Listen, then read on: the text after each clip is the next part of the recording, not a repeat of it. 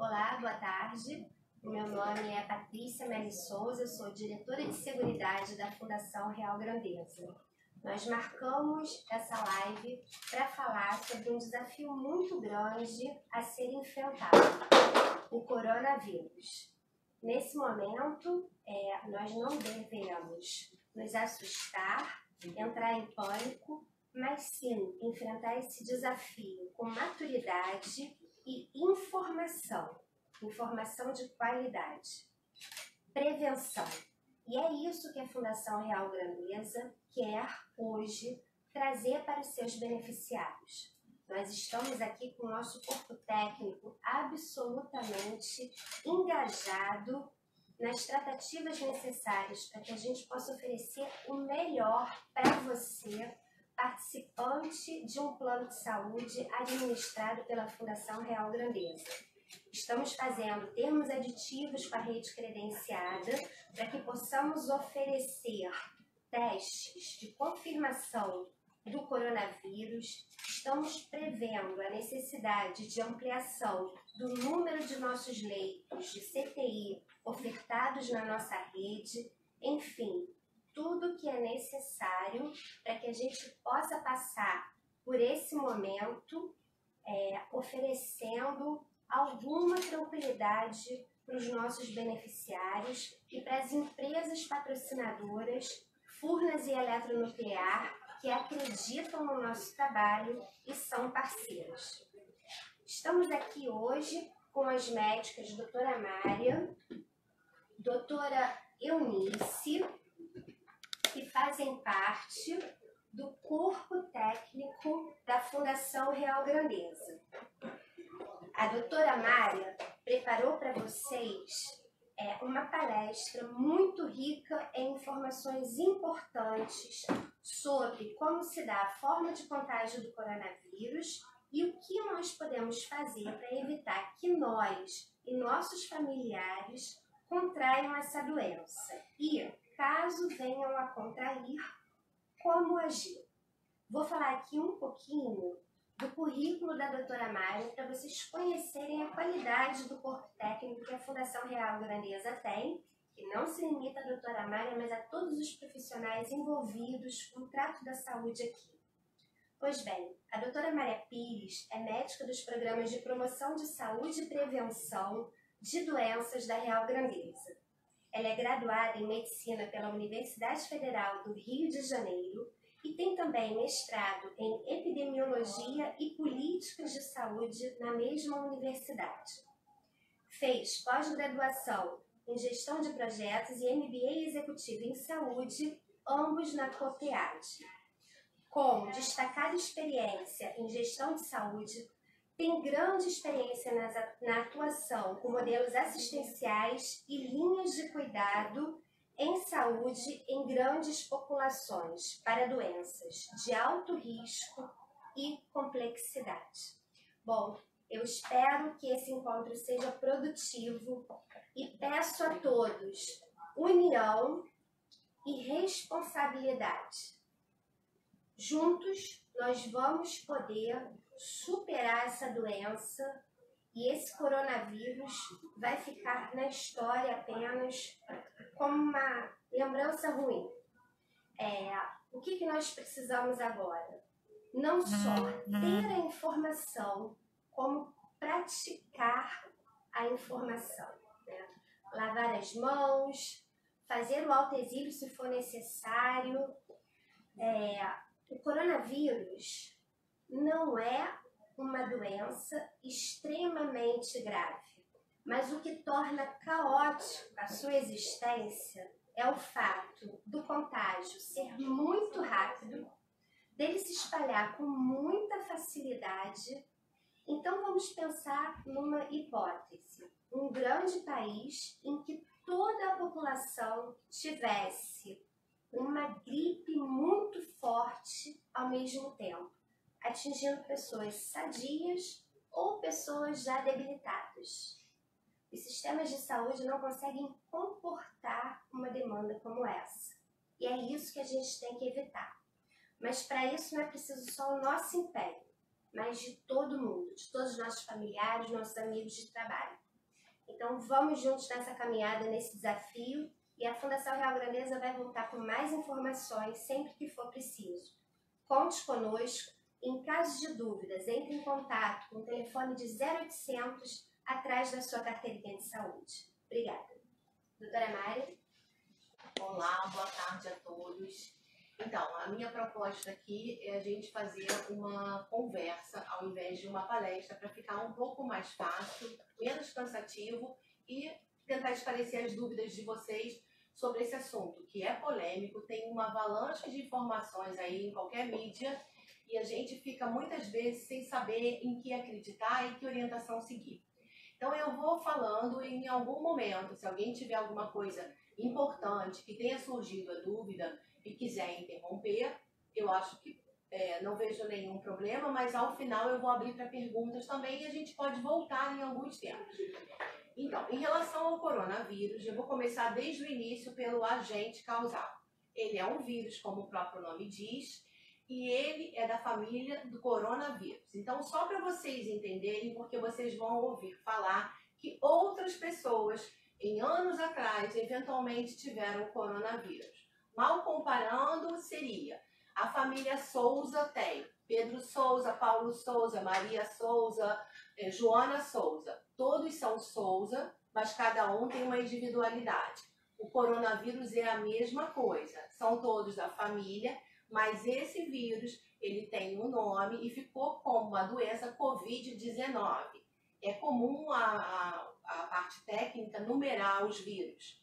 Então, esse coronavírus, ele é de início recente, pelo menos em termos de doença. Ele surgiu mais ou menos em dezembro do ano passado, na China, todo mundo sabe disso, foi aquele alarde. A China é um país populoso, aglomerado e com muitas regiões rurais. Há um questionamento se ele surgiu pelo hábito dos chineses de comerem animais silvestres, mas isso ainda não está confirmado. Então, até o momento, é uma doença de vírus respiratório que passa de humanos para humanos. Por que ele tem esse nome corona? Eu acho interessante vocês saberem, para depois, quando a gente for falar de técnica de lavagem das mãos, vocês vão entender isso melhor. A imagem dele é porque ele tem a forma de uma coroa. Essa coroa, ela tem uma capa de gordura, de lipídios, que protege o vírus. Quando ele fica em meio ambiente e você usa substâncias que podem dissolver ou quebrar essa capa, como por exemplo detergente, álcool gel, ele é atingido e morre. Então a estrutura dele é uma estrutura simples, porém ele é altamente contagioso de humanos para humanos porque ele tem muita rapidez nessa forma de propagação. Então, esse coronavírus surgiu na China e, por uma questão mesmo de política de saúde do local, a identificação demorou um pouco e o governo demorou um pouco a entender que aquilo era uma epidemia na China e que estava se alastrando. Então, quando as medidas começaram a ser tomadas e saiu na mídia, que aí a gente já está falando do ano de 2020, a Organização Mundial de Saúde foi notificada, os casos mais graves, que estavam evoluindo a óbito e no CTI, já tinham ocorrido. E então todo esse processo de divulgação das informações técnicas, ele é muito recente. A gente está falando aí de alguns meses de história dessa epidemia. De lá, o vírus migrou para Coreia do Sul, países árabes. Irã é um dos mais afetados, que também não divulga as suas estatísticas, e depois foi para a Europa. Então, vocês vão ouvir falar que o primeiro epicentro foi a China, que já está na fase descendente da epidemia, com o número de casos tendendo a diminuir. E agora, o novo epicentro está na Itália. E aí, na Itália, especificamente, vai se disseminar para todos os países da Europa, porque a proximidade, o trânsito é muito grande. Embora ela tenha decretado quarentena, lá atrás, quando ela não sabia que as pessoas estavam tão graves ou diagnosticadas, ele já transmitia. Então, o epicentro do momento é a Europa, especificamente a Itália, já há casos na Espanha, há casos em Portugal, há casos no Reino Unido. Então, na verdade, cada país tem um pouquinho. A Itália teve um número avassalador, principalmente no norte, considerando o clima frio e a idade da população.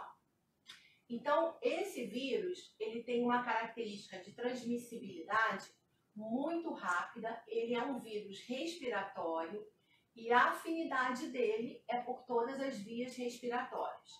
Como é a transmissão desse vírus?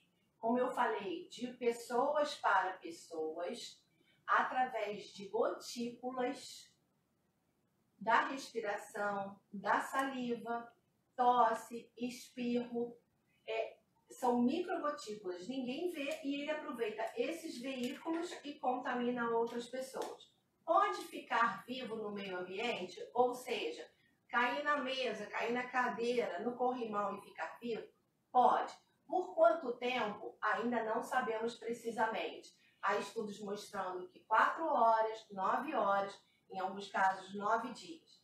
Então, ele não vai contaminar uma outra pessoa muito tempo depois porque ela botou a mão na cadeira. Mas aquele ambiente altamente contaminado, como por exemplo maçaneta, apoio de transporte público, botão de elevador, são todos locais que várias pessoas colocam as mãos. Então ele entra pelas vias respiratórias e o quadro clínico dele é um quadro clínico semelhante a uma gripe. Então ele não é uma gripe, mas vocês vão ouvir que ele faz uma síndrome gripal. O que é isso? Eu tenho febre, e aí só para vocês entenderem, o conceito do Ministério da Saúde e o alinhamento não adianta você achar que está com febre, você vai ter que aferir essa febre com um termômetro.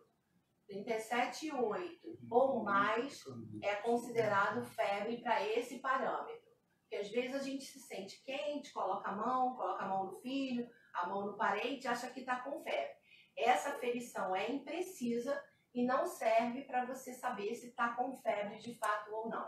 Então, febre, tosse, espirros, sensação de ardência ou dor de garganta, secreção nasal, coriza, sintomas respiratórios e as duas coisas que têm sinais mais graves, como esforço ou dificuldade para respirar. Então, esses sintomas, eles são genéricos. Você pode ter dor muscular, dor de cabeça por causa da febre. Todo mundo tem esse quadro clínico? Não. Há pessoas que não têm nada, outros só têm dor muscular, outros têm uma febre que passa em 1 ou 2 dias, outros têm um quadro exuberante e precisam ser internados em terapia intensiva. Isso depende de quê? Do quanto a pessoa ficou exposta e o quão resistente e capaz de se defender vai ser o organismo da pessoa. Então aqui cabe uma ressalva, que é uma ressalva importante, e tudo que eu estiver falando e eu for falar, a gente vai ter que ter prudência e bom senso. Não é um alarmismo, é a informação. Hoje é o que a gente tem. Amanhã a gente pode voltar com novas informações porque está tudo em evolução. Estamos numa epidemia que ontem foi decretada uma pandemia. O que é isso? Em qualquer país do mundo, dos 5 continentes, pode ter o coronavírus. E nesse caso, se eu decreto uma pandemia, eu facilito o trâmite de importação de medicamento, de equipamentos. E mais do que isso, as pessoas entendem que não adianta eu estou num país que não tem ainda nenhum caso, porque o vírus vai chegar. A forma dele chegar é a forma do trânsito das pessoas e hoje o mundo é globalizado, você não tem como colocar todo mundo em fronteira. Ah, Mária, mas a Itália está em quarentena. A Itália está em quarentena primeiro, para proteger a população dela, para ela conseguir dar conta dos casos que estão realmente evoluindo de forma muito grave pela faixa etária da população e para que ninguém novo entre. Mas aquelas pessoas que estão doentes já contaminaram outras tantas quando ainda não estavam em quarentena. E muitas vezes viajando por todo o mundo. Então, essa questão da pandemia é uma confirmação No Brasil, o número de casos está aumentando, naturalmente é um país continental, então vai depender muito da política de saúde, da forma com que as pessoas vão estar esclarecidas e do acesso ao tratamento para diminuir o impacto de complicações ou não. Então, uma vez que você tenha algum desses sintomas, ou todos, ou na dúvida, eu não tenho nenhum, mas eu estou inseguro, a orientação correta é: procure uma unidade de saúde. Existe a unidade pública e existe a unidade privada, que no nosso caso a gente tem acesso também, mas dependendo da cidade, às vezes é um município menor, mais no interior, eu não tenho estrutura privada, particular. É a unidade de saúde de atenção básica, é o hospital da cidade. O Ministério da Saúde já alinhou o protocolo com toda a classe médica, toda a classe técnica, e tem uma forma de tratar todos os pacientes absolutamente igual, baseada num algoritmo. Então, quem está no posto de saúde, quem está na emergência do hospital privado, quem está na emergência do hospital público, todo mundo tem. Ele divulga material através de cartazes, vídeos, informações para as equipes técnicas. Se tiver febre, se tiver contato, o que eu faço? Se tiver febre, dificuldade respiratória, como é que eu faço? Então, o primeiro conceito é: não se automediquem, não se intitulem um caso positivo de coronavírus e, na dúvida, peçam para ser examinados numa unidade de saúde. Em relação a essa questão do diagnóstico, como é feito o diagnóstico? O diagnóstico é feito pela identificação do vírus em secreções respiratórias. Então, a coleta tem que ser por um profissional técnico, senão você não vai saber colher a secreção respiratória por conta própria. Esse exame é chamado PCR, é um exame específico que identifica o código genético do vírus e, por isso, se ele der positivo, você tem a doença. Se ele der negativo, você não tem a doença. Pode ter a doença em algum momento lá na frente? Pode. Então, todo positivo é positivo e todo negativo não quer dizer que para o resto da vida vai passar a epidemia sendo negativo. Até mais ou menos 2 dias atrás, esse exame não era de cobertura obrigatória pelo rol da ANS. A ANS já se mobilizou e está incorporando no rol, e os nossos beneficiários fiquem tranquilos, porque a gente já estava dando a cobertura mesmo antes disso. Esse exame eu posso pedir? Não, é um profissional de saúde que te acompanha que tem que pedir. Porque senão também a gente vai fazer o exame de PCR em toda a população brasileira. Não tem laboratório que dê conta, o resultado não vai sair e isso vai travar o sistema de diagnóstico. Então, a nível privado, a Real Grandeza disponibilizou vários prestadores em vários estados. Depois vocês vão acessar o site, se tiverem dúvidas, a gente pode esclarecer aonde como fazer, a partir de um pedido médico. O médico pode estar no hospital ou pode ser o seu médico particular que lhe assista no consultório. O pedido médico, ele vai desencadear a coleta do exame e, se o caso for positivo, existem algumas rotas são os protocolos PI. Vamos imaginar que até o momento 80% dos casos no Brasil são de sintomatologia leve e menos grave. Então, o que significa isso? Eu estava com algum sintoma, meu médico pediu o exame, eu fui na emergência, fiz, deu positivo, mas eu estou bem. Não estou desidratado, não tenho esforço respiratório, não tenho nenhuma comorbidade, que é alguma outra doença pré-existente que eu já tinha, como diabetes, hipertensão, DPOC, artrite reumatoide, lúpus, patologias oncológicas. Estou me sentindo bem e acho que posso ficar em casa porque eu tenho orientação para tomar o remédio sozinho e tenho acesso que, se eu piorar, eu tenho como voltar. Então, esse paciente, sintomatologia leve, ele vai ser liberado pela equipe de emergência e vai ficar em casa em isolamento. E aí, nesse caso, ele, paciente, vai usar a máscara. A máscara é para o paciente não contaminar os outros, seja na rua, seja em casa, ou seja na própria emergência do hospital enquanto espera. Se você não tem diagnóstico e coloca máscara, duas coisas podem acontecer. Primeiro, que você pode ter a sensação de falsa proteção. Toda hora você bota a mão no rosto para ajeitar a máscara, e isso você leva a sua mão, que passa em vários lugares, eventualmente com coronavírus. E essa máscara tem que ser trocada a cada 2 horas para não ficar pela parte de dentro encharcada, né, nos poros dela de filtragem, com saliva e secreção respiratória.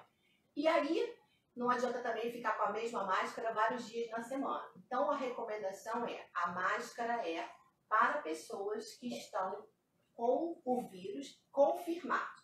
Algumas pessoas são casos suspeitos? Sim. Quem são os principais casos suspeitos? Todos aqueles que a gente chama de contactantes, comunicantes, domiciliares. O que eu quero dizer com isso, e vocês viram agora na mídia bem recente, ontem ou anteontem, uma senhora internou no Hospital do Distrito Federal em Brasília. Ela tem doenças de base, ela já tinha algumas outras doenças e ela está na terapia intensiva. O marido dela, né, domicílio e ainda mais casal, você tem um contato muito mais próximo, mais frequente e mais íntimo. Ele tinha acabado de chegar com ela de viagem e ele estava andando pelo hospital, visitando, já tinha sido testado para coronavírus, deu positivo e ele se recusou a ficar no isolamento domiciliar. Então, no momento em que ele faz isso, cada vez que ele anda na rua, no hospital, no transporte público, no carro, no supermercado, no banco, ele está sendo um disseminador. A justiça, então, tomou uma medida legal, jurídica, e dizia, olha, nesse momento de pandemia, o coletivo se sobrepõe ao individual. Você vai ficar em casa e você vai testar novamente, porque nem o teste ele queria fazer. Então, a gente está dando exemplos aqui muito palpáveis de situações clínicas que podem ocorrer e que podem levar à dúvida. Então, o primeiro contato domiciliar com quem está ou isolamento em casa, ou eventualmente está internado no hospital, quando essa pessoa foi diagnosticada, o médico vai falar, você mora na sua casa sozinho? Como é que é a sua vida? Tem marido, filho, neto? Me conta. Moro, às vezes, num residencial de idosos, moro com outros familiares, moro numa casa que é nos fundos do meu filho, mas a gente tem contato próximo, eu tomo conta das crianças. Então, tem uma série de condições familiares que vão interferir na forma desse isolamento e monitoramento. Então, o contato domiciliar, o médico vai falar, então agora você manda seu marido, seus filhos, a pessoa que lhe auxilia nas tarefas domésticas e a gente vai testar. Se essas pessoas todas do contato domiciliar com aquele paciente que testou positivo, mas está bem em casa, forem positivas para o coronavírus, igualmente ficarão em isolamento. Então, o que vocês percebem aí? O vírus ele tem uma capacidade de infectar entre 2 a 3 pessoas e até 4 casos. Então, eu posso contaminar 2, 3 e até 4 pessoas. Isso vai se tornando uma pirâmide humana, porque, obviamente, a gente não consegue fazer o isolamento de todos os indivíduos. Existe uma transmissibilidade desse vírus no período de incubação e no início do quadro, quando ainda está com poucos sintomas. Então, ele é um vírus que tem algumas questões um pouco diferentes em relação ao comportamento. Você pode não ter sintoma nenhum e transmitir o vírus. Então, nesse caso, fica mais difícil o diagnóstico. Por isso que ontem, e especificamente hoje de manhã, por exemplo, no Rio de Janeiro, o secretário de Saúde fez um comunicado já decretando a transmissão local. Até ontem, toda transmissão ela tinha que ter um nexo epidemiológico. O que é isso? Eu estou aqui com sintoma, testei positivo, mas eu vim da Itália, eu almocei com meu tio que veio da Itália, ou eu vim da China, eu tinha esse nexo. Agora não, a gente tem uma pandemia, em qualquer lugar do mundo pode ter, e eu não preciso mais ficar buscando se você viajou ou não para o exterior, porque eu já estou começando a ter casos de transmissão local. O que também não precisa causar o pânico, nem alarmar, mas precisa nos deixar um pouco mais atentos, porque senão você pensa assim, eu não viajei, então eu estou protegido. O vírus não vai olhar o seu passaporte, ele na verdade vai olhar a sua faixa etária, ele tem uma preferência por pessoas idosas, pessoas acima de 60 anos. E principalmente, igual ou maior a 80, tem uma fragilidade maior, natural, e o vírus tem uma afinidade maior por essas pessoas. Isso é o comportamento genético dele. Ah, então não dá em criança, não dá em grávida? Não, estou dizendo isso. Ele tem uma preferência e, consequentemente, ele vai atacar e infectar muito mais essa população. Na Itália, se a gente olhar, a faixa etária é praticamente toda de idosos, porque é uma população local. No Brasil, a gente tem uma população jovem, então eu vou ter um misto. Eventualmente, aqui é um dos poucos lugares que eu tive adolescente com coronavírus, coisa que lá fora ninguém tinha diagnosticado. Nem na China, que era também uma população idosa, que ficava em casa, um clima mais frio. Então, em relação à faixa etária, o que a gente tem que entender? Ele pode atingir criancinhas, bebês entre 0 e 2 anos. Certamente, nessa fase, o bebê não está com as defesas todas, vai ser a forma mais grave. Mas, normalmente, a criança, porque ela é cuidada por alguém, a mãe, quando tem febre, qualquer que seja ela, já está mais atenta. Então, essa criança, ela tem uma chance de ser vista muito mais rápido e, muitas vezes, ser examinada e não ter coronavírus e, de fato, o vírus prefere não infectar. Adolescente, até agora, são raríssimos os casos em adolescente e adulto jovem. Então, a gente volta aí para uma característica que, no caso do nosso plano de saúde, né, a faixa etária é uma faixa etária mais elevada, mas não somos a única operadora de plano de saúde que temos essa característica. No Brasil, a população idosa já vem se tornando um número maior nos últimos anos, nas últimas décadas, então isso é natural. Então, o idoso é o potencial paciente eleito pelo vírus.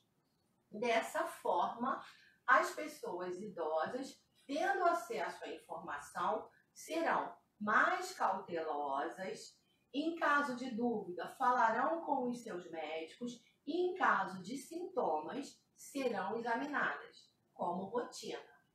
Mas não precisa sair daqui quando acabar essa nossa conversa e passar no posto de saúde para ser examinado, porque esse mesmo idoso, se ele fica na emergência ou no posto de saúde na fila, aguardando, tem um tossindo, o outro espirrando e ninguém sabe se alguém ali já está com coronavírus. Então ele, que não estava exposto, passa a ficar exposto. Eu sei que é difícil a gente dar as informações, falar em pandemia, falar em faixa etária de idosos como preferência, falar em letalidade, como eu vou falar a seguir, sem criar o alarme e o pânico. Mas se a gente não tiver calma, prudência e o bom senso, daqui a pouco está todo mundo no Brasil nas emergências. E as emergências não dão conta, nem fisicamente, nem tecnicamente. E a gente fica exposto porque a gente deixa de se aglomerar na missa, no baile, na reunião social e passou a ficar aglomerado na emergência. Tá? Então, em relação à letalidade, o que é a letalidade que vocês vão ouvir falar? É o número de óbitos, pessoas que falecem, em relação ao número de pessoas doentes, não é em relação à população toda. Então, eu tive 1.000 casos de doentes e 30 óbitos. Então, eu calculo a taxa de letalidade. A taxa de letalidade desse vírus, ela é em torno de 2 a 3%. 2,8%, 3,5%, em alguns países chega a 5%. Na média, então eu pego o jovem, pego o idoso, pego todo mundo e faço a média.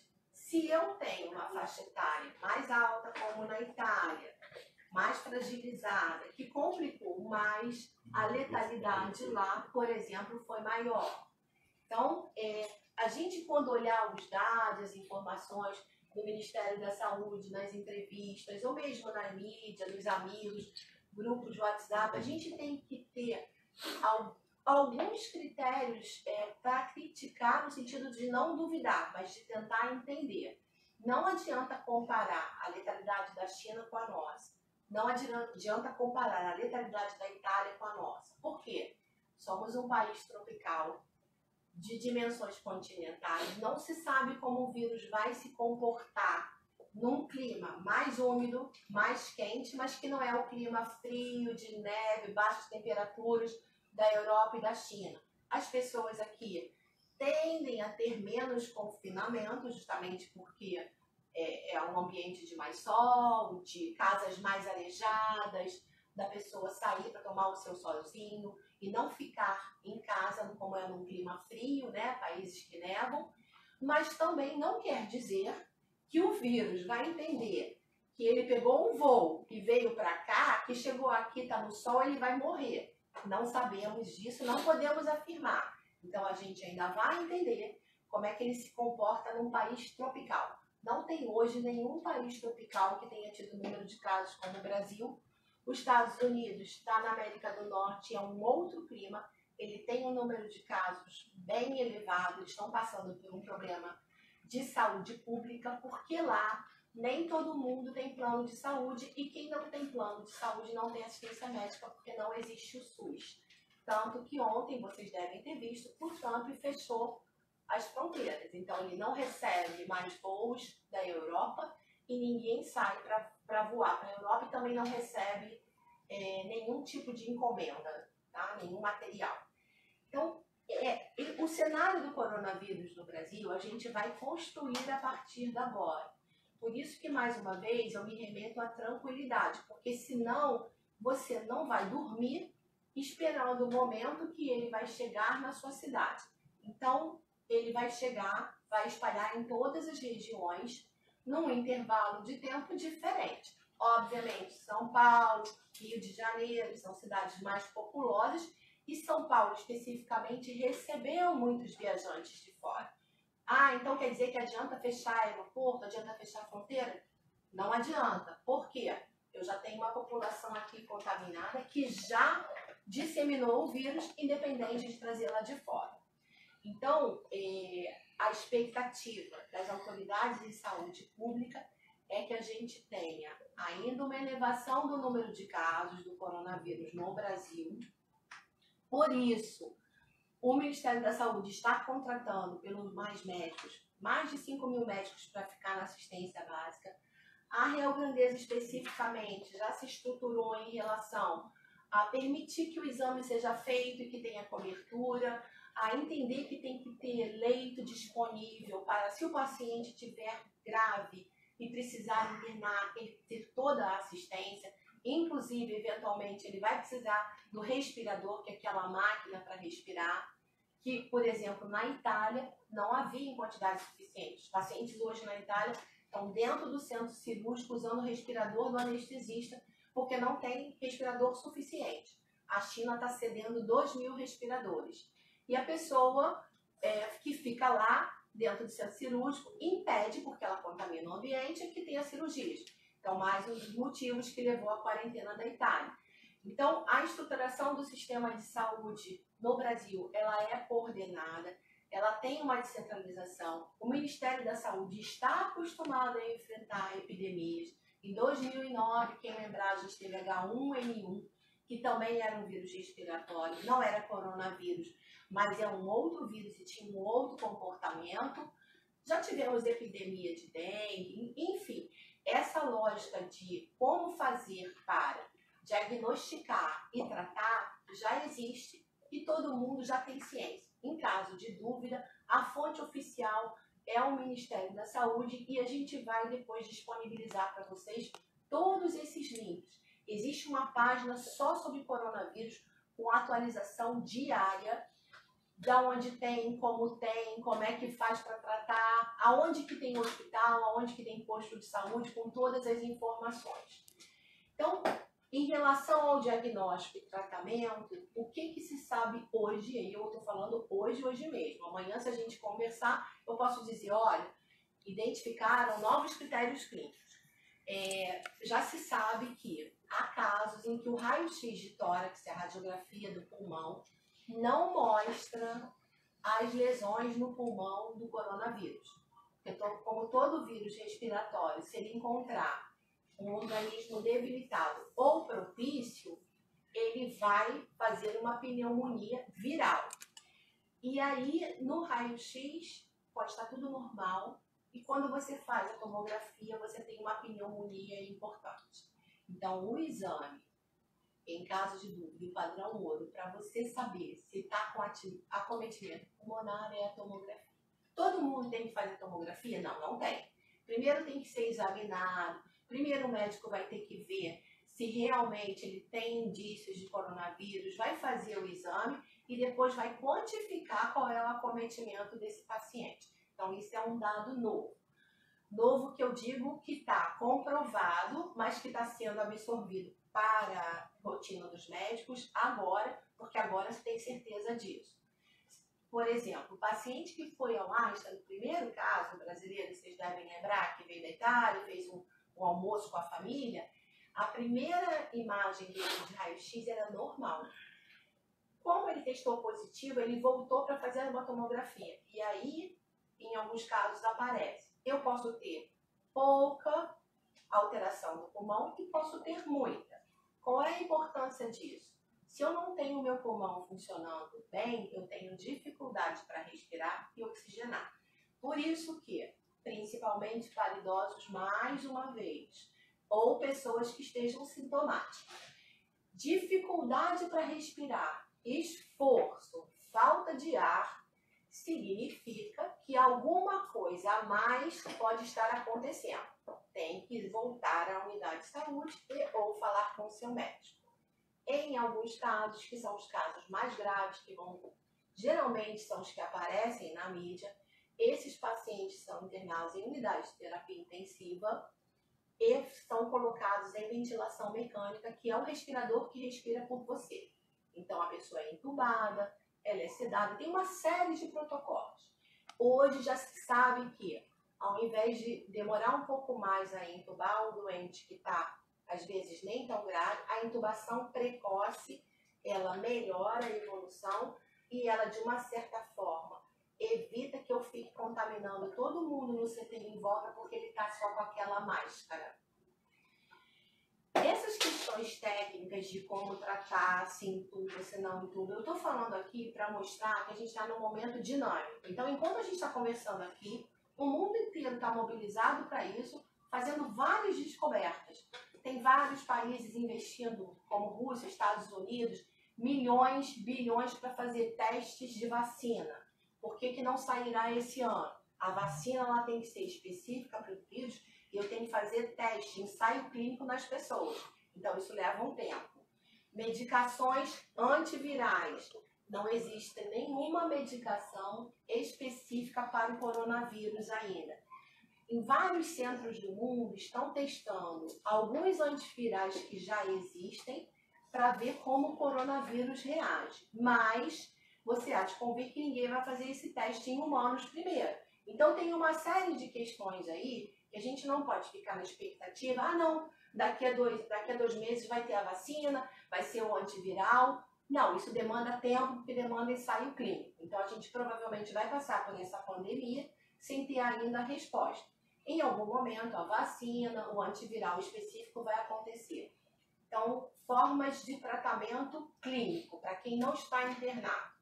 Uma boa hidratação, bastante líquido, bastante suco ou bastante água de coco. Aí depende se a pessoa pode tomar isso ou não, porque às vezes é diabético, não pode tomar isso, mas não importa. Chá, água, mate. A casa limpa, arejada, porque o confinamento favorece aquela pessoa que está ali dentro. Qualquer vírus já fica circulando mais tempo no ambiente fechado. Aferir a temperatura se achar que está com febre. Uma boa qualidade de vida no sentido de evitar excessos, descansar bem, ter sua vida normal. O que se recomenda que não se faça? E aí vale para todos nós, independente da faixa etária. aglomerações, reuniões, encontros. Se vocês observarem, até o Papa está fazendo a missa por vídeo. Vários e vários congressos médicos já foram cancelados, vários congressos mundiais, porque a lógica é, aonde eu tenho várias pessoas num ambiente fechado, ao invés de ajudar nesse momento que o vírus está chegando aqui, eu estou ajudando a disseminar. Então, vamos evitar aglomerações e há alguns casos em que mesmo em ambiente aberto, não, eu não estou indo ao shopping, não estou indo ao cinema, mas eu vou ali naquele meu grupo que fica na pracinha. O vírus, ele pode passar a uma distância até 1,5 m, 2. Então, é muito difícil a gente, como latino, achar que vai se comportar na rua com nossos familiares, nossos amigos, e não vai chegar perto uma distância maior do que 1,5 m. Se fôssemos orientais, a gente talvez fizesse um comprimento mais à distância, mais simples. Mas essa não é a lógica do brasileiro. Então, mais uma vez, o vírus aqui pode ter um outro comportamento que lá não teve. Mas, por outro lado, se a gente começar a pegar toda a experiência de quem já fez, como Itália, China, Coreia e complicou, a gente vai ter um resultado melhor. Então, só para vocês... Poxa, estou sendo só uma portadora de má notícia, né? Um dado bom disso tudo é que a Coreia do Sul, que estava em segundo lugar, ela conseguiu rapidamente ter mais sucesso nos casos dela. Diminuiu o número de óbitos, pacientes não ficaram tão graves, fazendo justamente o exame de testagem desse PCR que a gente falou, né? Que tem direito e se tiver indicação tem como fazer. E separando, você fica em casa, isolamento, você está grave e vai para o hospital.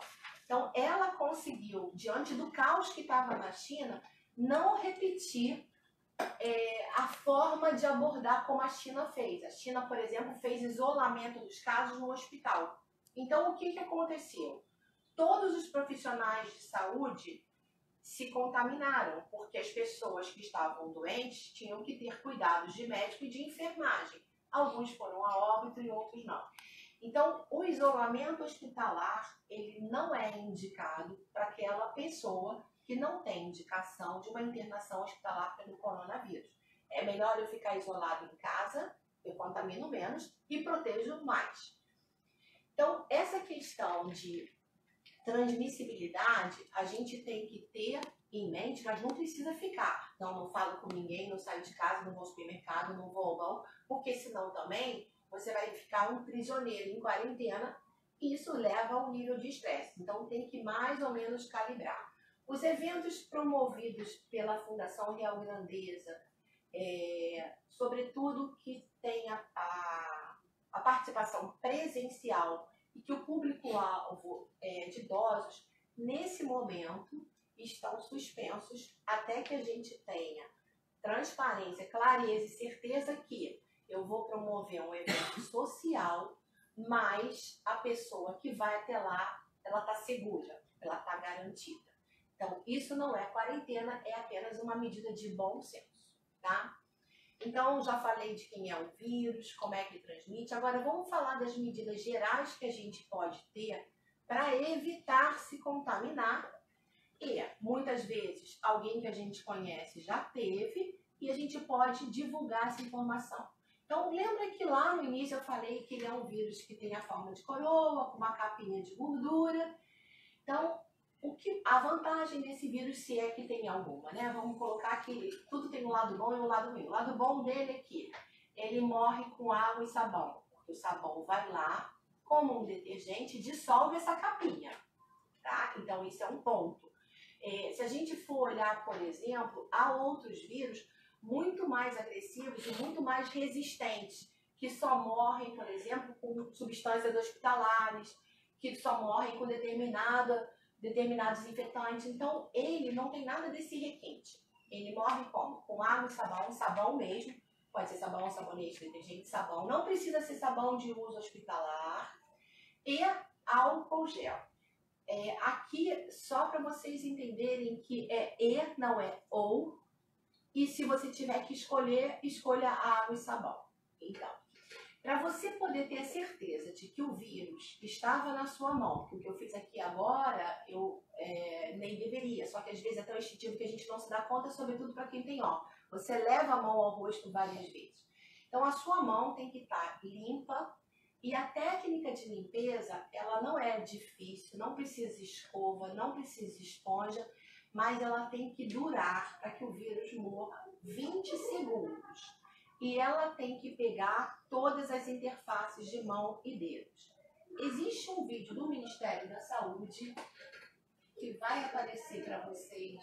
Tá no YouTube, tá, gente? Tudo isso que eu estou colocando é de domínio público.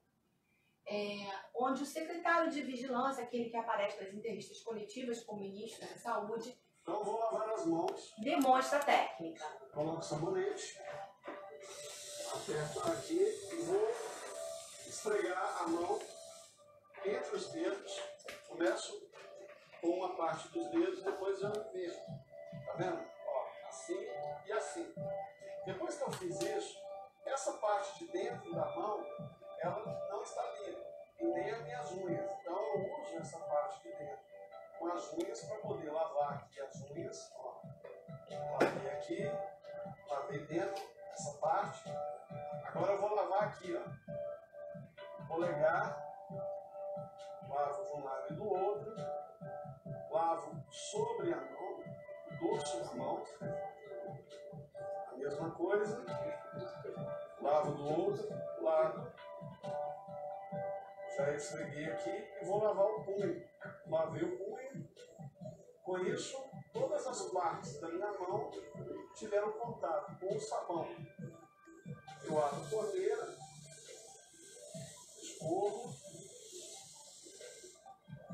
escorri a mão, pego aqui 2 toalhas e a ideia aqui é você enxugar jogando a água para a ponta dos dedos. Enxugar levando a água para a ponta dos dedos. E esse é um procedimento genérico, assim, como nós devemos fazer todos os dias, em todas as situações. Isso vai demorar em torno aí de 20 segundos, a depender da destreza de cada um. Mas é importante que se faça todos os movimentos para garantir uma mão limpa e livre de germes. Além da água e sabão, que deve ser a primeira escolha para a higienização das mãos, nós podemos também utilizar o álcool em gel na proporção de 70%. Da mesma maneira, eu tenho que pegar uma quantidade suficiente de álcool em gel para que eu faça o mesmo movimento que eu fiz como se eu estivesse lavando as mãos para garantir que todas as partes da minha mão tiveram contato com o álcool. O álcool, como ele vai evaporar, eu não vou precisar enxugá-lo. Então, é muito mais simples, mas deve ser um complemento. Quando que eu uso o álcool em gel? Eu posso usar o álcool em gel quando eu estiver viajando, estiver indo para a escola, estou no ônibus. Então, eu não tenho acesso a uma torneira com água e sabão. Então, é um complemento. E é importante que, se a minha mão estiver muito suja, não vai adiantar o álcool em gel. Eu tenho que lavar com água e sabão sempre. Então, é um complemento, não é uma substituição.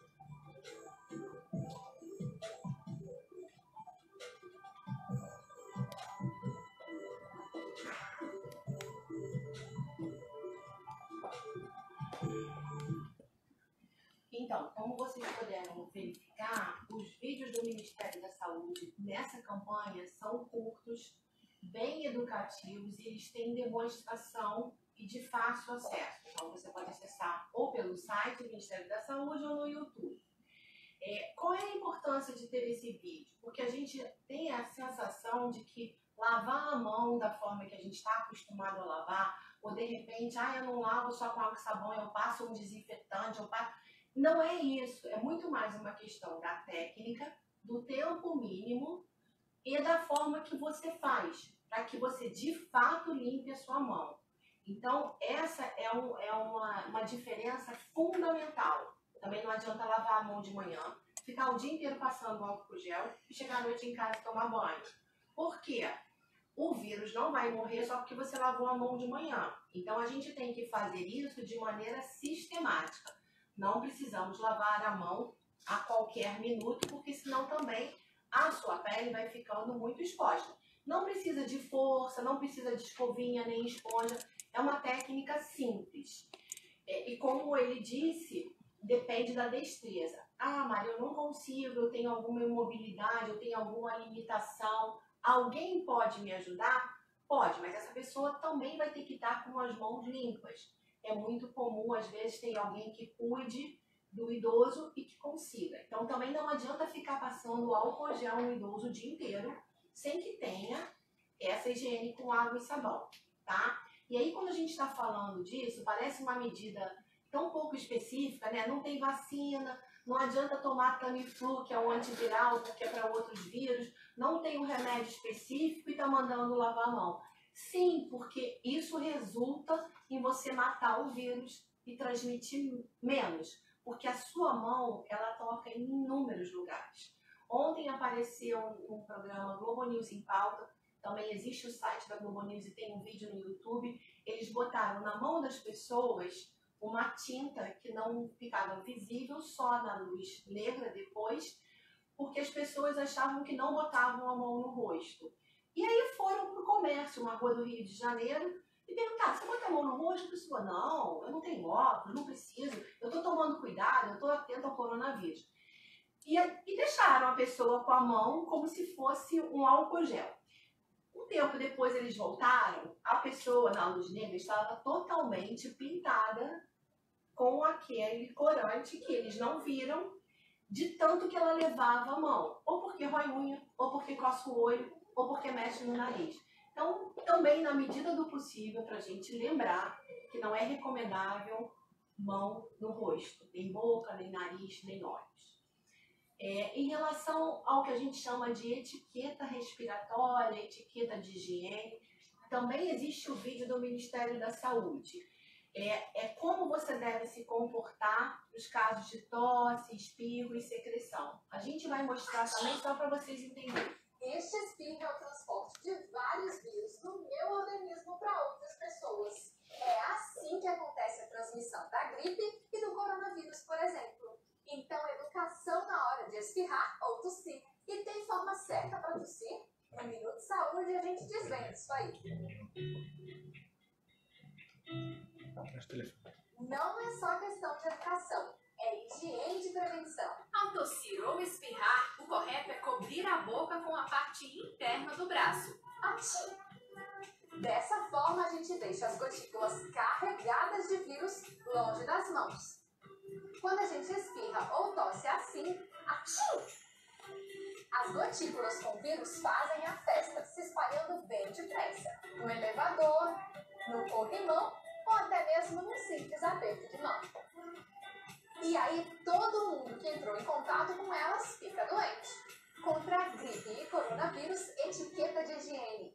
Ah, e sempre que puder lavar as mãos, com água e sabão. Ou use o álcool gel. Tchau, a gente se vê no próximo Minuto Saúde.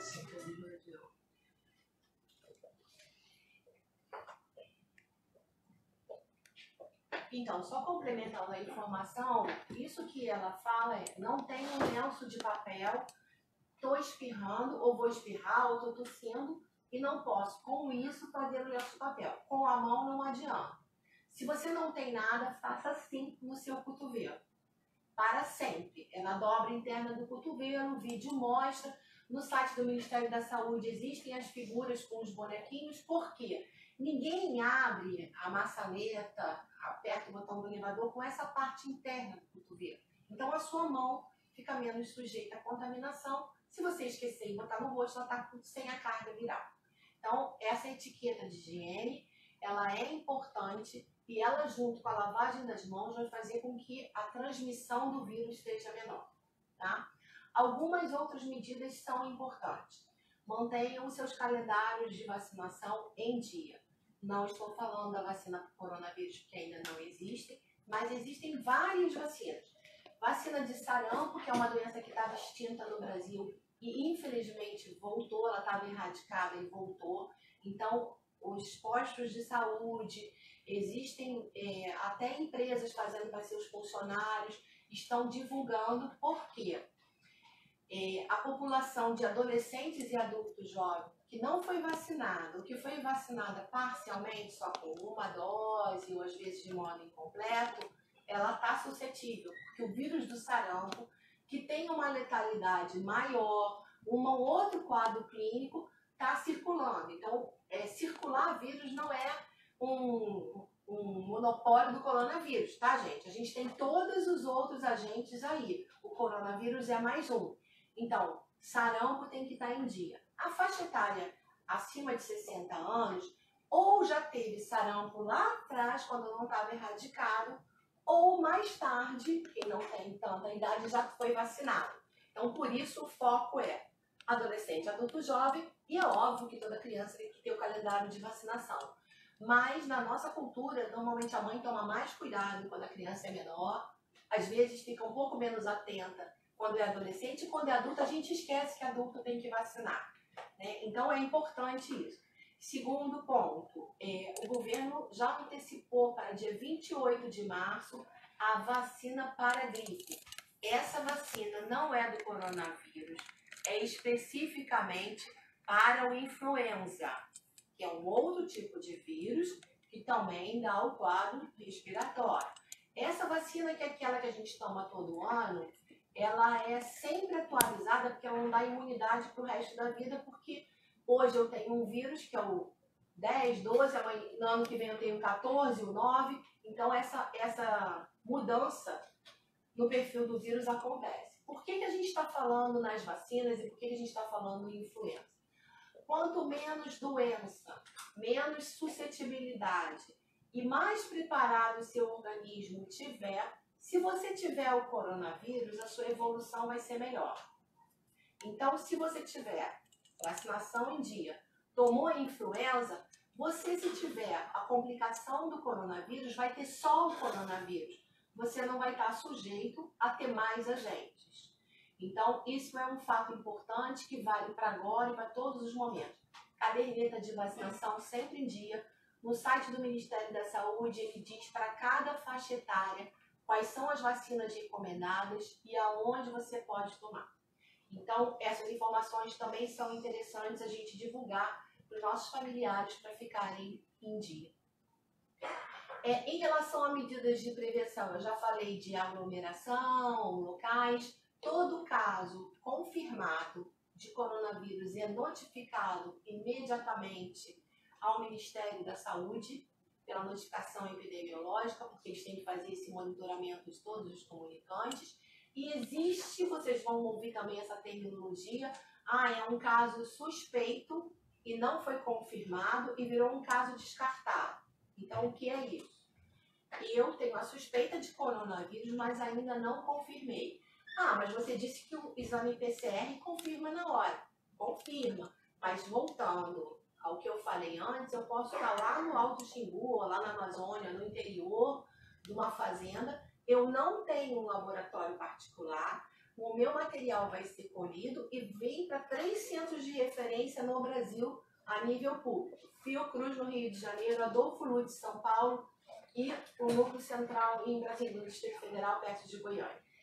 Nisso, esse transporte desse material para fazer a testagem demora 24, 48, 72 horas, 5 dias.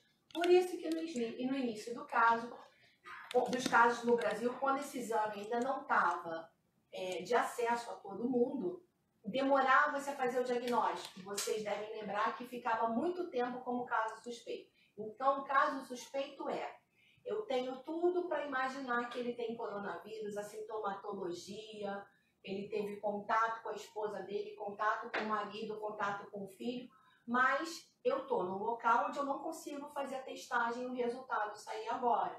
Então, esse caso ele fica como suspeito e a pessoa, até que tenha confirmação do exame, fica em isolamento domiciliar. Ela está num local em que o laboratório vai fazer o diagnóstico. Onde fizer o diagnóstico, ou é positivo ou é negativo para coronavírus. Não tem mais ou menos. Então, a gente tem que ter essa certeza, porque as pessoas também podem, muitas vezes, estar viajando em outros locais fora de casa. Então, essa questão de caso suspeito é isso. O caso suspeito ele não fica suspeito pro resto da vida. Ele fica suspeito até que saia o resultado de exame. E o caso descartado é aquele que tinha contato, tinha sintomas, é suspeito, mas eu fiz o teste dele deu negativo. Então, essa pessoa segue a vida dela normal.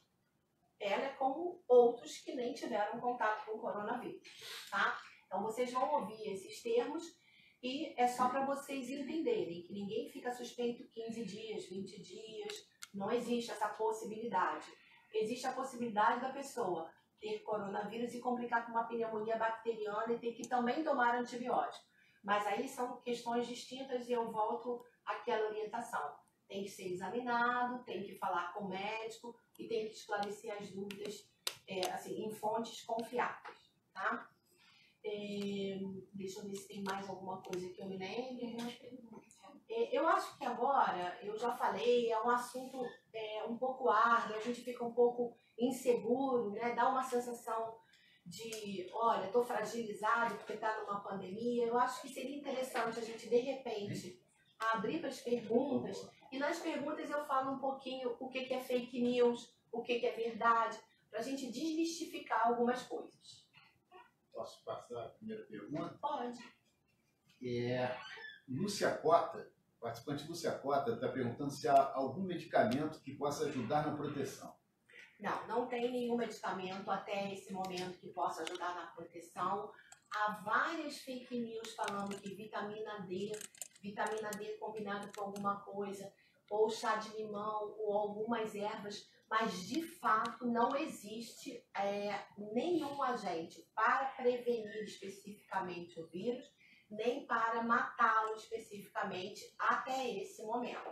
Então, temos que voltar àquela condição. Tomo vitamina porque eu preciso, quero ficar bem, quero ser saudável, mas não adianta eu me entupir de vitamina D e eventualmente ter algum mal-estar, alguma complicação, porque não vai atingir o vírus. Ele não responde. Pelo jeito, a senhora acabou de responder também a pergunta de Sueli Sartur Santos, que perguntava: quem tem imunidade baixa por vitamina D insuficiente corre risco maior? Foi respondido, né? Não, na verdade, existem várias pessoas que fazem a reposição de vitamina D. Isso é uma pergunta muito frequente, tá? Vocês vão ver que até no site do Ministério da Saúde eles têm fake ou é verdade, para vocês também entenderem. E quem faz reposição de vitamina D tem que continuar repondo, mas não vai garantir, seja a pessoa imunodeprimida ou não, nenhuma proteção a mais. Okay. A participante Tereza Cristina Figueira de Melo de Oliveira pergunta: seria o caso de, principalmente para os idosos serem vacinados contra pneumonia? Isso ajudaria na prevenção? Sim, ajuda. A vacina para pneumonia, e a gente está falando especificamente da pneumonia bacteriana, por um germe, né? Um agente chamado pneumocóccus, ela é a vacina pneumocócica, pode ser pneumovax, enfim. Qual é o objetivo dela? Ela é uma vacina que previne a pneumonia bacteriana tratada com antibiótico por esse germe. Existem outras causas de pneumonia, mas como eu falei, a gente vai eliminando o risco de doenças junto com o coronavírus. O que ocorre com a vacina pneumocócica, e aí é uma questão logística do Ministério da Saúde e de política de saúde no Brasil. No SUS, ela está disponível apenas para indígenas, pessoas com 60 anos ou mais que estejam em casas de repouso, asilo, instituições e acamadas. Ah, Mari, então você está dizendo que eu que estou com 60 anos na minha casa não tenho indicação? Não, eu recomendaria. Eu tenho pais idosos e estou cuidando deles exatamente da mesma forma que estou passando para vocês. Eles vão fazer o influenza e fizeram a pneumocócica. Apenas não está disponível gratuitamente no SUS.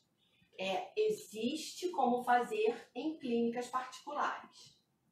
Uma vez que a nossa população, a minoria é indígena e a população idosa que esteja em casa de repouso ou asilo, francamente não vai se deslocar porque ela está acamada até o posto de saúde. Então, em relação a essa questão da vacina, a recomendação é essa. Mais uma vez, voltando à questão de acesso. Dependendo da cidade, do tamanho, do porte, da localização, não existe clínica de vacina particular credenciada para o plano de saúde.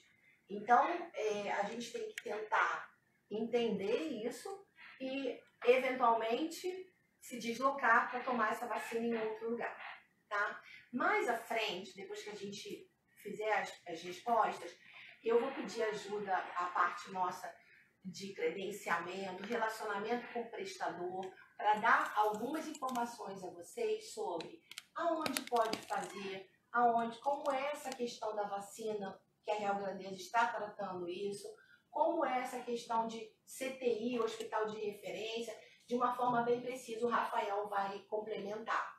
Então eu vou voltar às dúvidas, e aí se a gente tiver, depois que ele falar mais dúvidas, a gente retoma.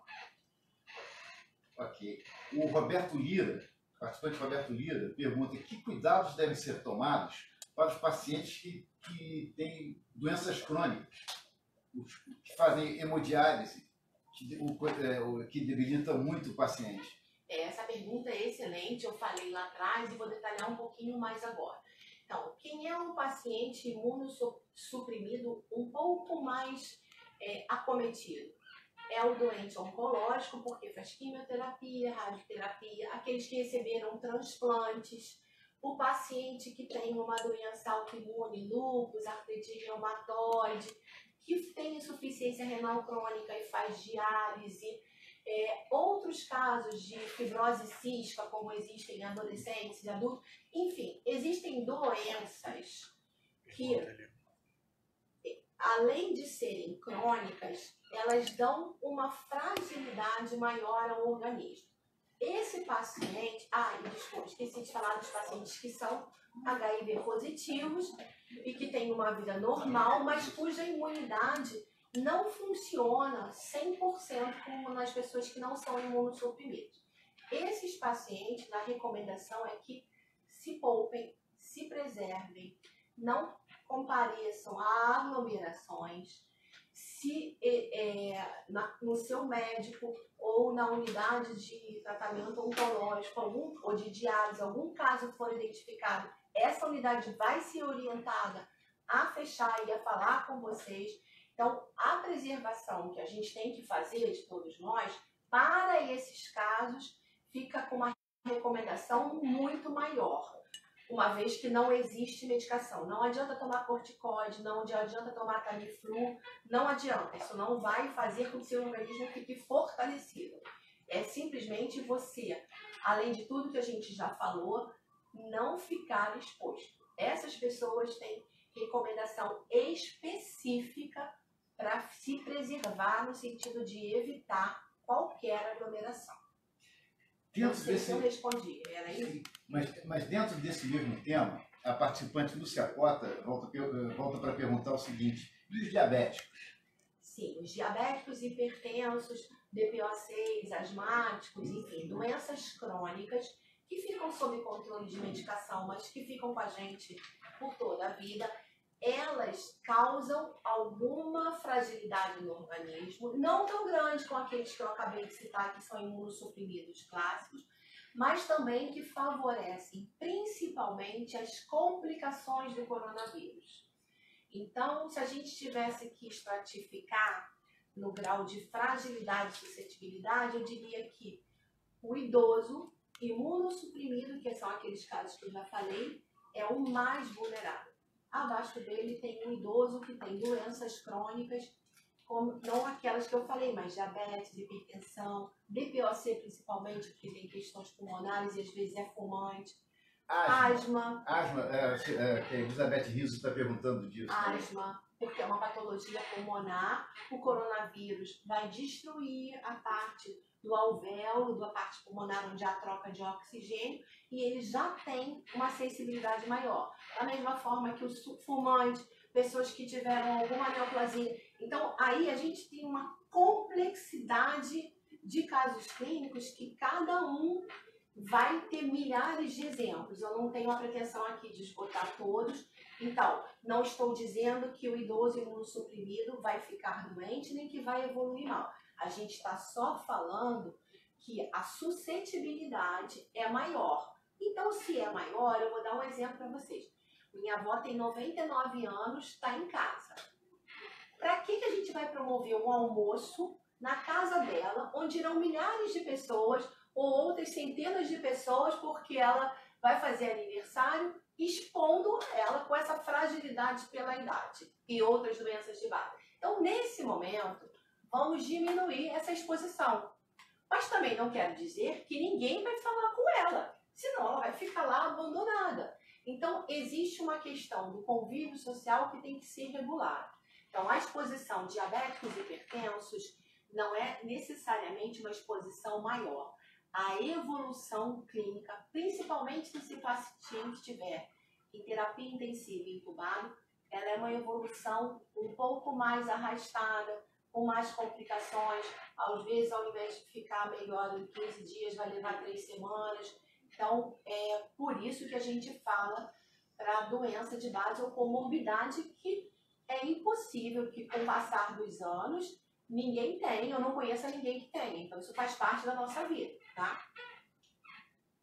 A participante Vânia Freires pergunta como fica o portador do vírus, né, que não sabe que está contaminado e não faz o teste, não tem sintoma e não ficou de quarentena. Como vai ficar depois disso? Isso é o ponto, talvez o mais negativo e o mais cruel de toda essa característica dessa pandemia, que eu posso estar assintomática, não tenho sintoma nenhum, e estar transmitindo o vírus. Não é comum, isso é exceção, mas isso pode acontecer. Essa pessoa, no momento em que a gente tem uma pandemia e uma transmissão local, não importa se ela viajou ou não, ela pode estar no ônibus, no metrô, na sua festa de aniversário, na missa, no shopping, e você não saber. Então, todo portador assintomático é impossível diagnosticar se ele não tiver alguma coisa. E se ele não tiver um relato de que, olha, eu encontrei fulano, encontrei o Luciano que está com coronavírus. Mas às vezes ele não vai ter nada. Porque na medida em que o vírus se espalha, as pessoas vão se conhecendo, se encontrando, se contaminando, e você não consegue saber quem é o número 1, quem foi o caso que contaminou todo mundo. Então, infelizmente, para esse tipo de comportamento, a gente não tem o que fazer, e é isso que causou justamente a pandemia. O que tem de tranquilizador é que é um número muito discreto de casos, por isso que eu volto à minha fala. É raro você não ter nenhum sintoma. Normalmente, quem tem coronavírus tem um ou mais de um. O coronavírus clássico não é a insuficiência respiratória que está no CTI. O coronavírus clássico é um quadro com sintomas que são semelhantes aos da gripe. Tosse, febre. Todo mundo que tiver esse tem coronavírus, não. Como eu posso saber se tem coronavírus? Só examinando e indo ao médico.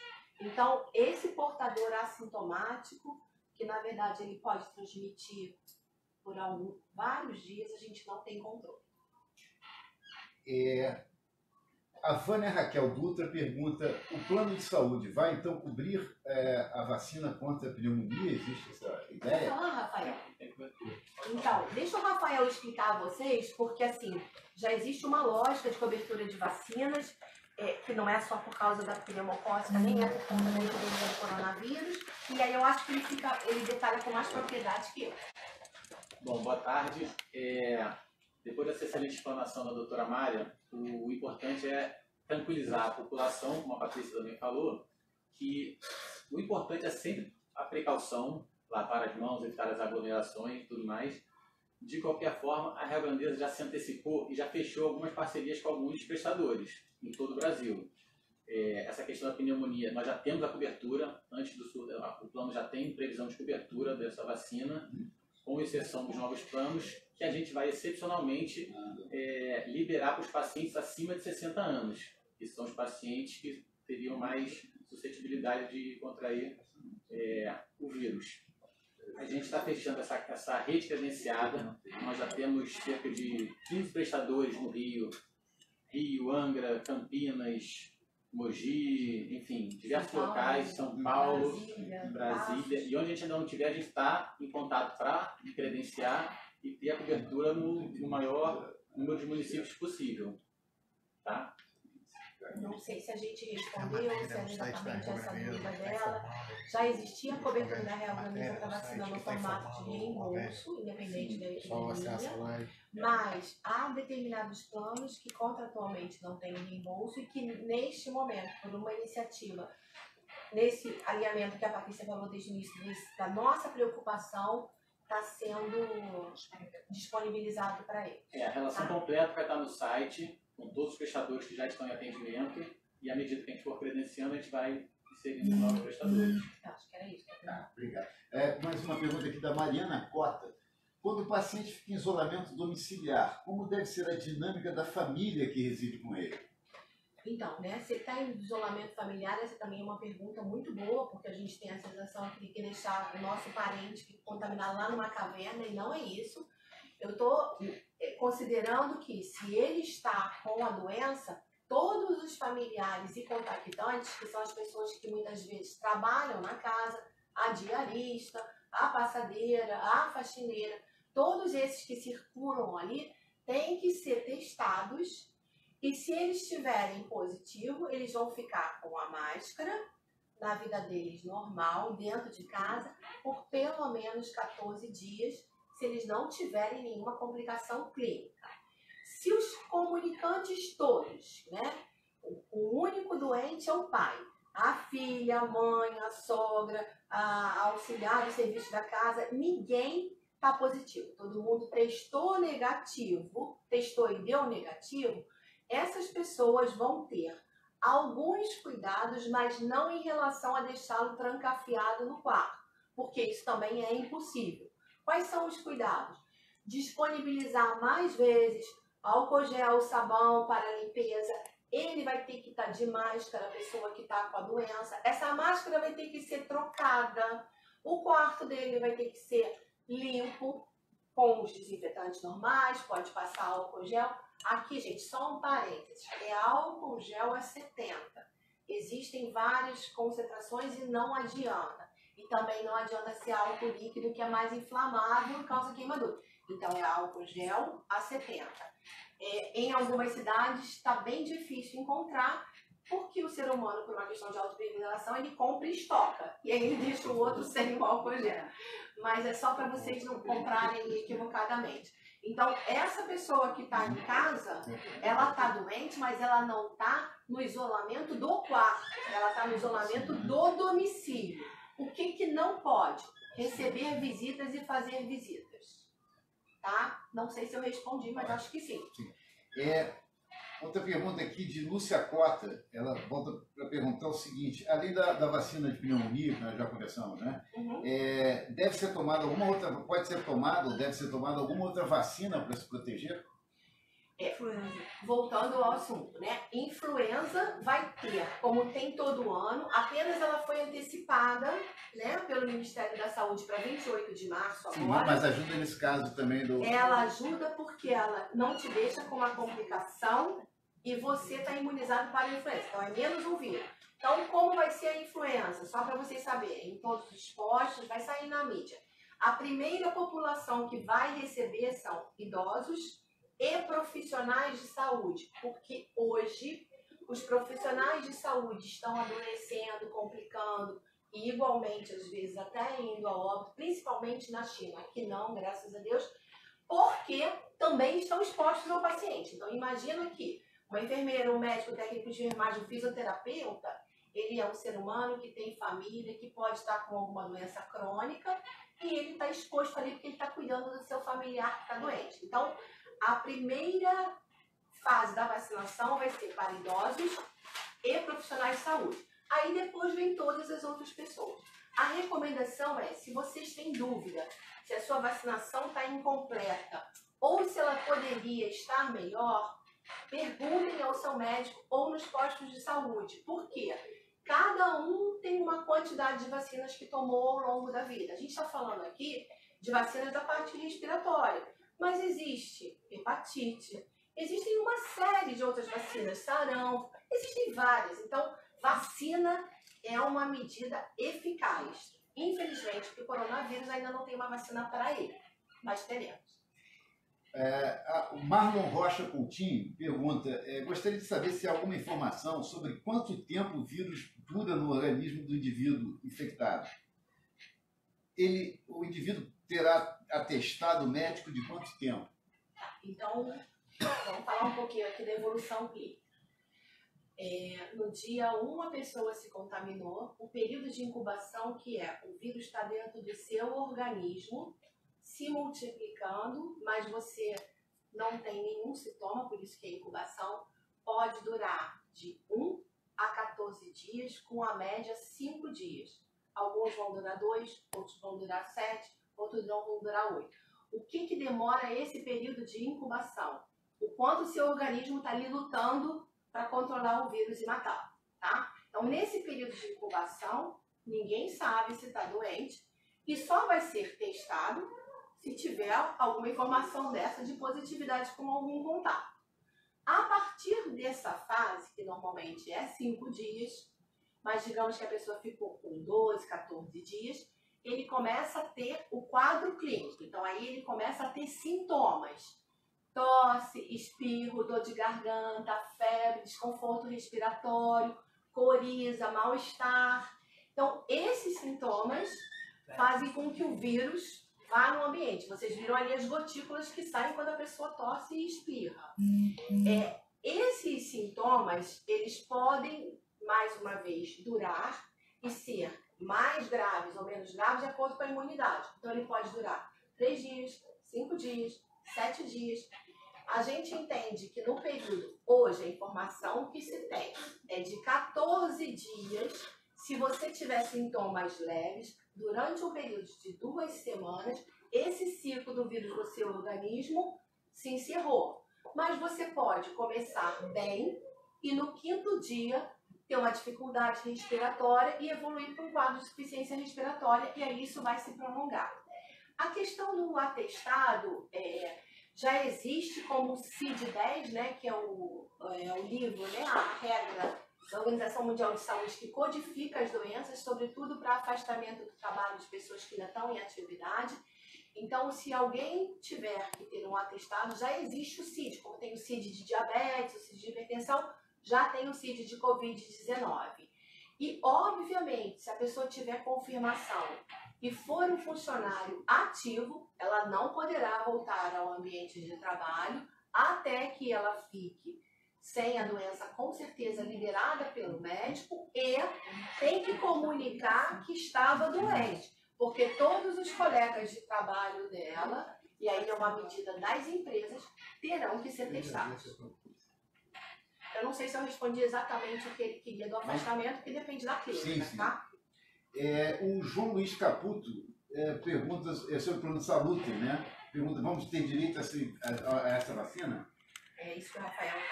Os beneficiários acima de 60 anos, a gente vai liberar em caráter excepcional para os planos de saúde que salutem, e por regulamento não tem direito ao benefício, mas foi concedido em caráter excepcional, para essa vacina pneumo 23. Mas a vacina da gripe, por exemplo, ela está disponível nos postos, a partir do dia 28.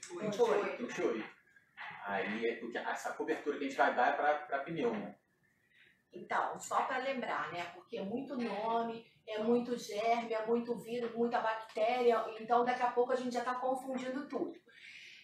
Influenza, gripe, vacinação para qualquer pessoa, tendo plano de saúde ou não, disponível na rede pública, tá? Ah, não quero fazer no posto de saúde. Tem como fazer na clínica de vacinação, se você é de determinado plano da Real Grandeza, que não são esses que a gente falou, tá? Aí é uma questão de contrato, mas você vai ter acesso à vacina na rede pública, então, ok. Segunda coisa, a vacina pneumocócica é só para pneumonia bacteriana por esse micróbio, ela está disponível no SUS, para aquela população que a gente falou que é praticamente inexistente, né? Porque aqui na cidade não tem indígena, na comunidade indígena propriamente dita, nem quem está acamado vai ao posto. Então, a Real Grandeza, numa iniciativa própria, por liberalidade dela, entendendo todo esse contexto, da gente contribuir para a melhoria, para a promoção e, principalmente, para diminuir o número de complicações e para que a pessoa tenha a certeza de que eu já tomei as vacinas, então essas doenças aqui não são, já autorizava na forma de reembolso ou em clínica de vacina credenciada para os planos que tinham direito. Esses planos novos não teriam e não têm reembolso, mas a Real Grandeza vai, nesse momento, para pessoas acima de 60 anos, desses planos, autorizar a vacina pneumocócica. Eu não sei se eu me fiz entender, porque são muitas informações, mas estarão no site. A gente vai botar na página após esse texto, para vocês poderem consultar, tá? A Mariana Cota volta para perguntar. Quando a senhora fala que o ar deve circular, há mais risco para quem trabalha em lugar fechado, com ar-condicionado? Seria o caso de manter as janelas abertas?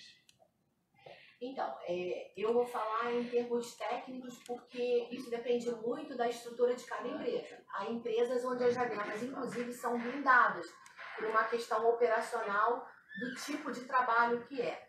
Então, todo confinamento sem ar circulando, e aí ar é ar natural, não é ar condicionado, ele não é bom para nenhum agente respiratório.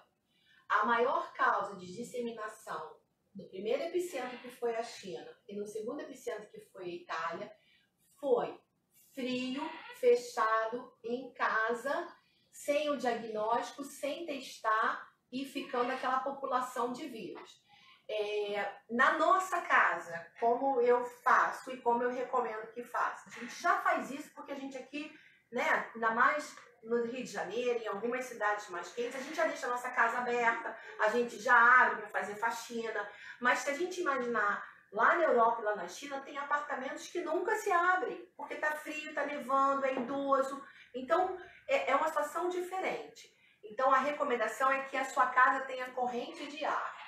Longe de mim falar que a regra trabalhista todas as empresas não podem mais ter ar-condicionado e tem que abrir as janelas. Então, tem que calibrar isso com uma questão de política da empresa.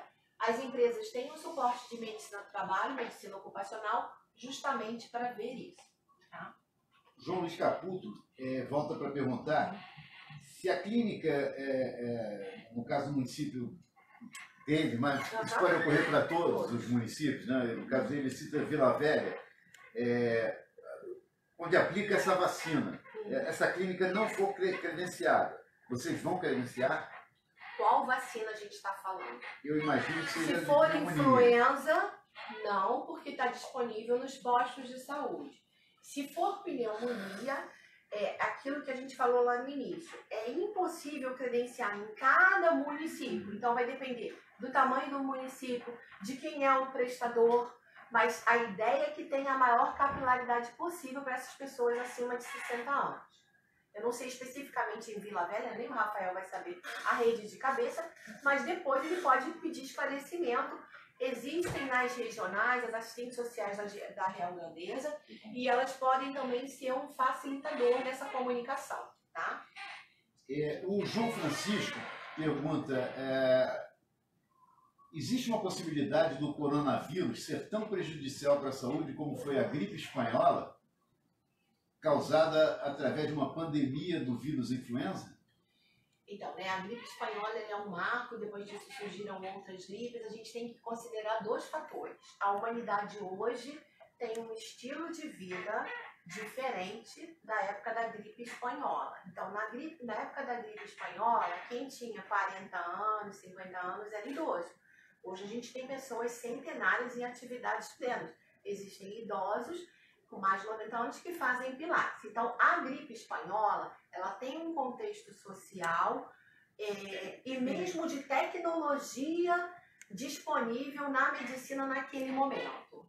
Ela foi realmente uma epidemia devastadora, mas não dá para comparar com o cenário de hoje em dia, onde a gente tem algumas vantagens. Quais são as vantagens?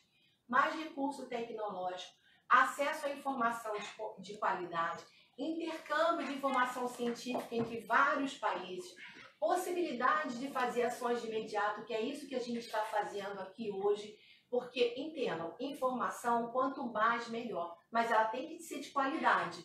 E todos vocês que estão nos ouvindo são facilitadores para divulgar. porque nem todo mundo tem plano de saúde da Real Grandeza e muitas vezes não está tendo nenhum acesso. Então, a gripe espanhola era um vírus agressivo, mas com um contexto diferente do momento. Então, não dá para a gente comparar, porque hoje a gente tem recursos de terapia intensiva, recursos de diagnóstico, várias formas que na época da gripe não. Eu acho que eu me fiz entender mais ou menos. Eu acho que respondemos a todas as perguntas que recebemos. Então, tá ótimo. Eu só queria chamar a atenção para uma última coisa em relação a fake news. A gente vive aí um momento de pandemia e uma infodemia, né? Que é uma epidemia de informações. Dá até um desgaste porque você recebe informação o dia inteiro. Alguns canais são mais fiéis, outros não. Então, na dúvida, é fake news, não é fake news. O site do Ministério da Saúde coloca isso muito claramente. E vocês podem entrar em contato com seus médicos assistentes, postos de saúde ou eventualmente com a Real Grandeza para a gente poder esclarecer, para você não ficar tomando por verdade tudo que você recebe de informação. Ok? Muito obrigado, doutora. Então tá.